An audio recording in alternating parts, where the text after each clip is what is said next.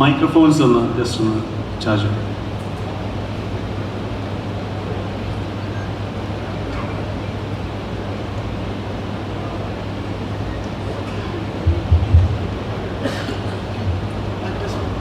Just ഒന്ന് raise ചെയ്തിട്ട്. Hello, നമസ്കാരം. ആദ്യം തന്നെ മലയാളികൾക്ക് ഏറ്റവും ഇഷ്ടപ്പെട്ട കമലഹാസൻ സാറിനെയും ശങ്കർ സാറിനെയും വെൽക്കം ചെയ്യുകയാണ് ഞങ്ങൾ. കമൽ സാർ 1996 ഇന്ത്യൻ സിനിമ കണ്ട ഒരു വ്യക്തിയാണ് ഞാൻ. രണ്ടാം ഭാഗം എത്തുമ്പോൾ അതിനും അപ്പുറത്തേക്ക് പ്രതീക്ഷയാണ് ഞങ്ങൾക്കുള്ളത്. ആ ഒരു ചേഞ്ചിങ്, ആ ഒരു എക്സ്പീരിയൻസ് ഒന്ന് ഞങ്ങളുമായിട്ട് ഷെയർ ചെയ്യൂ സാർ. ഈ പ്രതീക്ഷ ഉണ്ടാവും എന്നുള്ള പേടി ഞങ്ങൾക്കും ഉണ്ട്. അത് കഥ എഴുതാൻ തുടങ്ങുമ്പോഴേ അത് സാർ പറഞ്ഞാണ്. അപ്പോൾ വലിയ രംഗത്തൊക്കെ അത് പറയുന്നുണ്ട് സാർ. ഇത് എന്ത് ചെയ്യാൻ പാടില്ല എന്നുള്ളത് ആദ്യം ലിസ്റ്റ് എടുത്തു. പിന്നെ എന്തൊക്കെ ചെയ്യാം എന്നുള്ള ആഗ്രഹങ്ങൾ അതിൻ്റെ ഒരു ലിസ്റ്റ് എടുത്തു. അതും കഴിഞ്ഞിട്ടാണ് ഈ തിരക്കഥ ഉണ്ടാക്കിയത് എന്നാണ് അദ്ദേഹം പറയുന്നത്. അതുകൊണ്ട് നിങ്ങളുടെ പ്രതീക്ഷയും ഞങ്ങളുടെ ആഗ്രഹവും കണ്ടുമുട്ടുന്ന ഒരു സ്ഥലമായിരിക്കും ഈ സ്ക്രീൻ എന്ന് ഞാൻ ആഗ്രഹിക്കുന്നു. നെക്സ്റ്റ്. സാർ, ഇപ്പോൾ ഒരു 1.5 മാസമായിട്ട് സാർ കൽക്കിക്ക് വേണ്ടി ട്രാവൽ ചെയ്യുന്നു. ഇന്ത്യൻ ടൂവിന് വേണ്ടി പല സ്ഥലങ്ങളായിട്ട് ട്രാവൽ ചെയ്യുന്നുണ്ട്. On the other side sir ഇന്ത്യയിലെ ഏറ്റവും വലിയ സൂപ്പർ സ്റ്റാറുള്ള ഒരാളാണ്. എങ്ങനെയാണ് സാർ ഇത്രയും എനർജറ്റിക്കും ഇത്രയും മോട്ടിവേറ്റഡ് ആയിട്ട് ഒരു സിനിമ ഇത്രത്തോളം പുഷ് ചെയ്യാൻ പറ്റുന്നത്?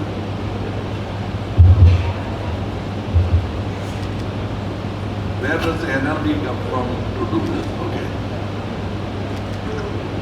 ഒരിക്കൽ ഇവിടെ വന്ന് ഒരു അപ്ലാസ് വാങ്ങിച്ചു നോക്കിയാൽ മനസ്സിലാവുന്നുണ്ട്. ഈ ശബ്ദം കേട്ട് കഴിഞ്ഞാൽ എനർജി എവിടെ നിന്ന് വരുന്നു എന്നുള്ള കാര്യം മനസ്സിലാവുന്നു. ഇതാണ് എൻ്റെ ശമ്പളം. അതൊക്കെ ഓക്കെ, അതിന് ടാക്സ് കൊടുക്കണം. ഇതിന് ആരും എന്നോട് ടാക്സ് ചോദിക്കാൻ പറ്റില്ല. So that is where my energy comes from. Your enthusiasm to watch me on screen makes me go on screen. Thank you. Next. How has your approach towards playing Senapati evolved during these years? Hello. How has your How has it evolved? എങ്ങനെയായിരുന്നു ആ ഒരു ഇവോൾവ്മെന്റ് ഉണ്ടായിരുന്നത്? Let me start with the very first. Sir പറഞ്ഞില്ലേ, എൻ്റെ അച്ഛൻ്റെ ഫോട്ടോഗ്രാഫും ചേട്ടൻ്റെ ഫോട്ടോഗ്രാഫും ഒക്കെ അതൊക്കെ കൊടുക്കുന്നത് ഞങ്ങളുടെ കൺസെപ്ഷൻ. പക്ഷേ അത് ഒരാൾ ചെയ്ത് കാണിച്ചു. That is Michael Westmore 28 years back. He did something for us which was not available anywhere in India. No other Indian actor could get that. We were very grateful. After 28 years, he had retired. But without any sort of big effort, or he helped other young makeup men come up with newer techniques, there were a lot of problems because some of the chemicals didn't agree with me. We had to stop shooting. So they changed. It is like a laboratory science. ഇത് വലിയ rocket science ഒന്നും ഇല്ല എന്ന് പറയാറുണ്ട്, പക്ഷേ it is rocket science. And so many people worked, so many chemists worked to make it possible that I could continue working without problem and continue working in other films also after this. So അവരൊക്കെ and the stunt out the dialogue, everything has changed over time, and we have tried to catch up. But we know that you will be kind to an old man like Senapati. So we've tried our best. The old man has tried his best. Sir, Kamal sir എപ്പോഴും ഫ്യൂച്ചറിലുള്ള ഒരാളാണെന്നാണ് തോന്നിയിട്ടുള്ളത്. ഇപ്പോൾ സിദ്ധാർത്ഥിൻ്റെ ചിത്ത എന്നുള്ളൊരു cinema ഇറങ്ങി. മഹാനദി എവിടെയാണോ കഥ പറഞ്ഞ് അവസാനിപ്പിച്ചത് അവിടെയാണ് ചിത്ത കഥ പറഞ്ഞ് തുടങ്ങിയത്. സാറ് വിക്രത്തിന്റെ കഥ പറയാൻ വേണ്ടി ലോകേഷ് പറയുമ്പോൾ ലോകേഷിനോട് ചോദിക്കുകയാണ് നമ്മളിപ്പോൾ ഇതാണോ ചെയ്യേണ്ടത് എന്നുള്ളത്. സാർ എപ്പോഴും ഫ്യൂച്ചറിലാണ്. എപ്പോഴും കമൽ സാർ ഒരു കാര്യം പറഞ്ഞാൽ ഞങ്ങൾക്ക് മനസ്സിലാവുന്നത് 20 വർഷത്തിന് ശേഷമാണ്. എങ്ങനെയാണ് എപ്പോഴും ഈ ഫ്യൂച്ചറായിട്ട് അല്ലെങ്കിൽ ഇനി വരാൻ പോകുന്ന കാര്യങ്ങൾ നിങ്ങൾ കമൽ ഹാസനിൽ എന്ന പ്രതിഭയിലൂടെ മാത്രം മനസ്സിലാക്കുന്നത്? അല്ല, അത് അങ്ങനെയല്ല. Nobody can see beyond their times, അതാണ് സത്യം. ബട്ട് ഈ കച്ചവടത്തിൽ അത് കുറച്ച് താമസിക്കും. ആ താമസമാണ്. If you can understand that means it's already ready for you to see. You can understand it. You understand a film by Nolan. Nolan's picture runs well here. The reason why we don't do it is there are certain rules in the business of cinema. You are ready, I am ready. ഈ താമസം കച്ചവടം കൊണ്ടായിരിക്കാം, ചിലപ്പോൾ you are not ready എന്നായിരിക്കാം. But we are all clever people, but we must be given opportunity. അത്രയേ ഉള്ളൂ. Nobody sees the future so clearly, at least not me.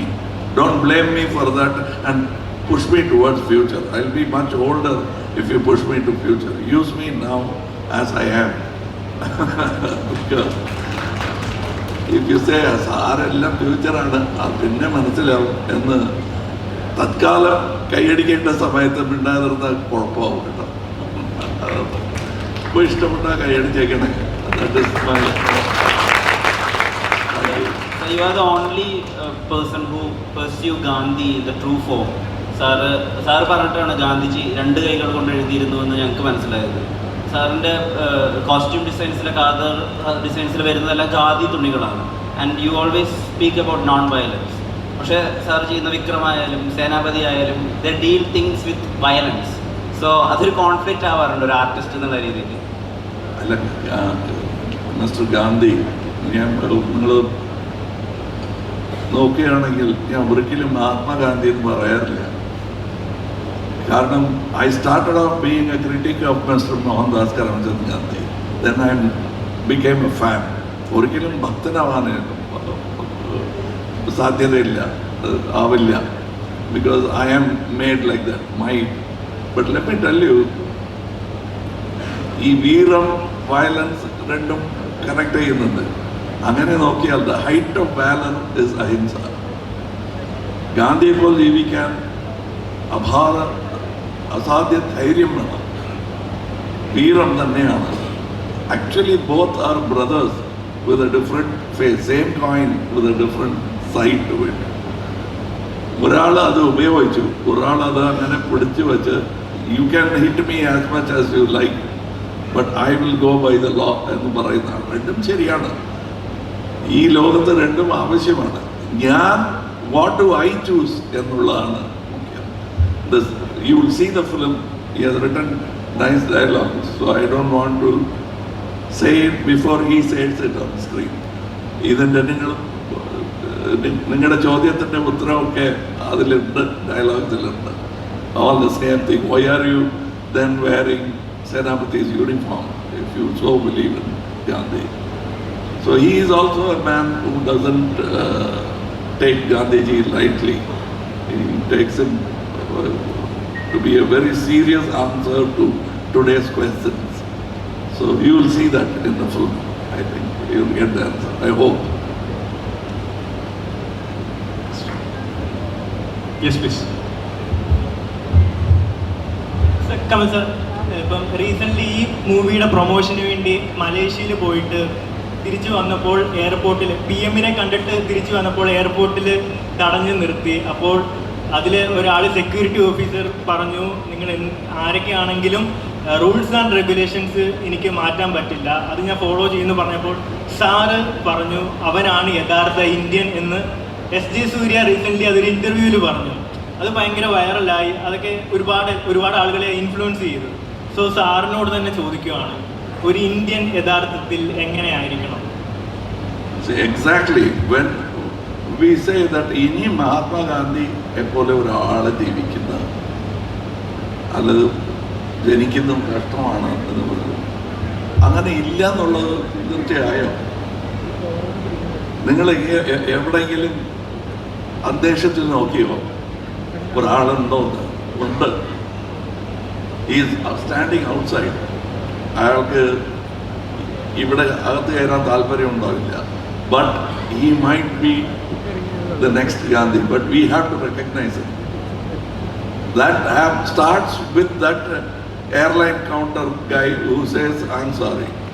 They said, "We'll connect you to the PM's office."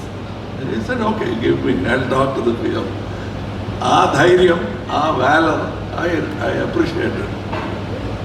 Other people were slightly upset of missing the flight, but we've got the right track. Flight to miss out, but journey we've got it. That is what I was saying, and I meant it seriously. And this film talks about that. The onus of honesty cannot be always transferred to somebody else. അയാൾ ഓണസ്റ്റായി ഇരുന്നിരിക്കണം എന്ന് പറയുന്നേക്കാളും ഞാൻ അങ്ങനെ ആയിരുന്നോ ആ സമയത്ത് എന്ന ചോദ്യമാണ് ആവശ്യമായ ചോദ്യം. That question is asked by the film. The answer is shown in the film. So that is very important for me. And thank you for saying that. But that is not a PR we planned. It happened. And we all Indians who are honest become our champions. Shankar sir, நிறைய actors வந்து நீங்க நடிச்சு காட்டுற விதம் வந்து explain பண்ணுவாங்க.